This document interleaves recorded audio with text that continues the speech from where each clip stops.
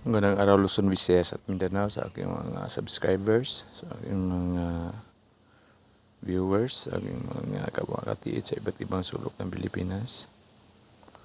So nandito pa rin ako mga katiit sa kaliwang paa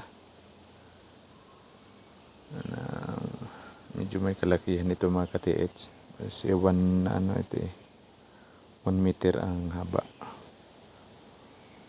So sabi na iba mga katiit, kung malaki daw yung surface trail marker ay medyo malaki din ang deposito mga katiits at medyo malalim-lalim. Pero sabi ko nga sa previous video ko na mayroon naman nagsabi na kung nandyan sa tubig yung deposito ay hindi ito masyadong malalim mga katiits. So sa gilid nito mga katiits ay mayroon tayong maaninag na or makita na mga katiits. Butas na malaki ito. Yun o. Medyo siya.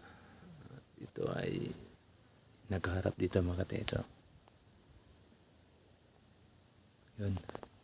Butas na yun mga katiits. Iwan ko kung ano ba yun mga katiits. Gawa ba yan ng kalikasan lang siguro mga katiits. So ngayon mga katiits ay ipakita ko sa inyo ang detection nito mga katiits. Pero sinabi ko na doon sa previous video ko na ang aking locator mga katiits sa aking aura meter ay nag-detect under o nag-detect dito na nagpahiwatik na ang deposito ay under sa kaliwang paa na to mga katiits. Pero kung under mo ito mga katiits, marami pa itong katabing mga deposito mga katiits. Tulad ng hintuturo mga katiits. Ang hintuturo na yan mga katiits. Hintuturo ba yan? Ay nandoon patungo sa southeast. Mayroon pa nga ditong paransi mga katiits. Ito. Paransi patungo doon. So ngayon mga katiits, umpisahan na natin ang detection mga katiits. I-take na natin gamit itong aura meter ko. Mayroong load na gold dito mga katiits. Mayroong load dito na gold. So yan ang sabi lang mga katiits kung ano ang ilagay dito sa pendulum. Kung gold ang hanap mo, ilagay mo ng gold. Kung ang hanap mo naman ay silver, ay lagyan mo ng silver. So ang load nito mga katiits, kasi gusto ko na makahanap ng gold, ay gold mga katiits, bracelet na maliit mga katiits na gold, mga 18 carats yata, kasi yan ko ito sinangla ko ito sa pawn shop mga katiits sa Palawan.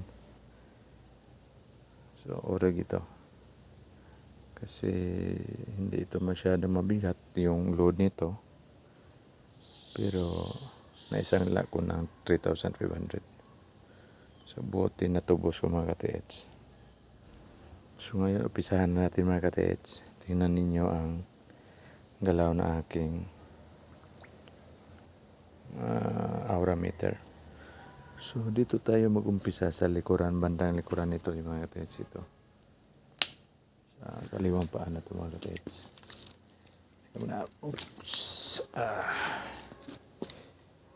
Mga katiits, bandang likuran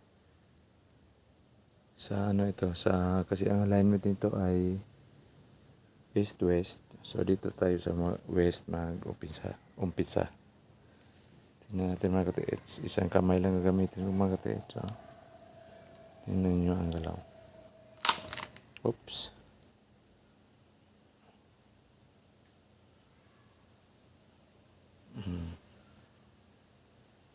So, ulitin natin mga katiits.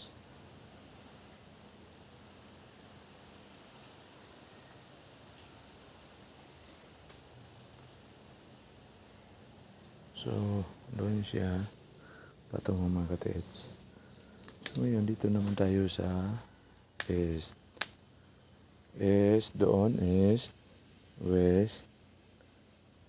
So, south. South ito. Ito banda mga katiits. Ito may literacy. Para may literacy mga katiits yun. South. South ito. So, dito muna tayo sa south. Oops. South natin mga katiits yun. Kasa tayo ngayon mga katiits.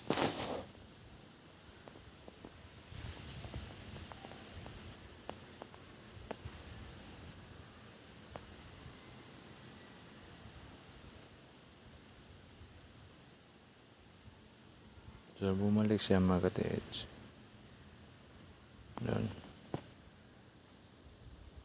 Ang lingon o ang galaw ng aking detector mga katiits na doon sa patungo sa north natin.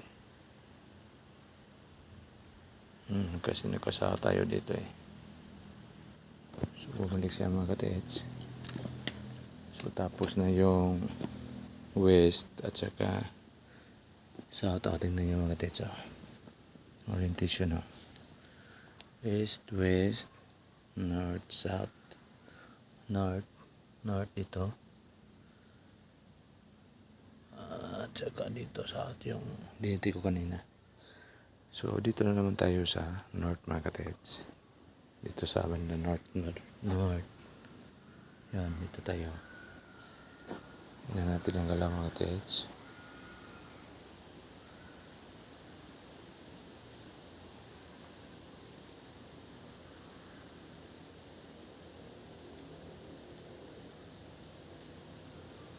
So, bumalik siya dito mga katiits.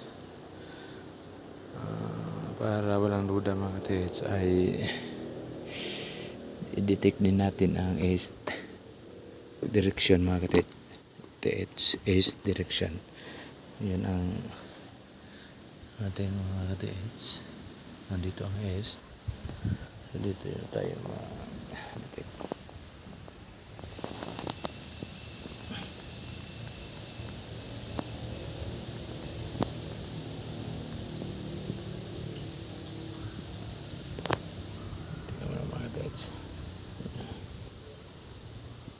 Tingnan nyo mga katiits ha.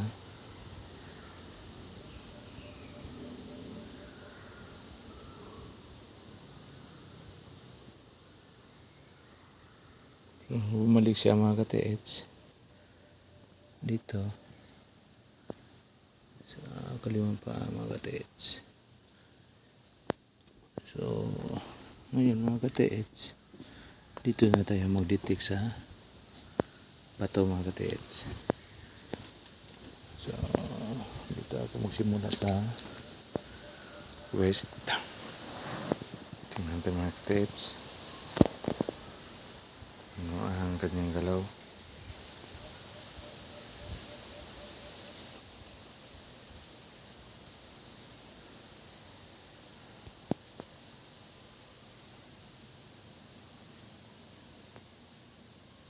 So, bahagi siyang mga katiits. Para na nga mag-circular in motion siya mga katiits. Pabilog yung kanyang galaw. So, diretso-diretso ang kanyang galaw mga katiits sa harapan. Oo, sa patungong east kasi naka-west ako eh. Patungo siya sa east.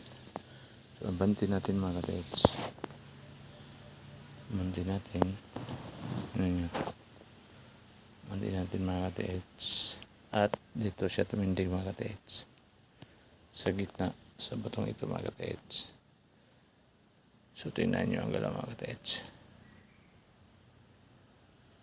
So, nag-circular in motion na bilog ng kanyang detection mga katiits. Kung i-abante pa natin mga katiits, so tingnan yung kamay ko.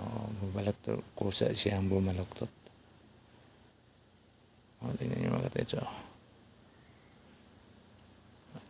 Balik siya mga katiits. Tingnan nyo ito. tumba na talaga siya mga katiits. Oh. So sabi niya dito lang sa gitna. So ayan mga katiits.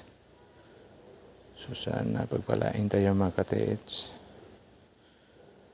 At yung hindi pa nakasubscribe mga katiits, mag-subscribe kayo para masundan nyo yung mga videos ko. Kasi marami pa akong i-share para sa para sa inyo mga katiits. At para matulungan din ninyo ako. So hanggang dito na mga katiits, paki-like and subscribe. Salamat po.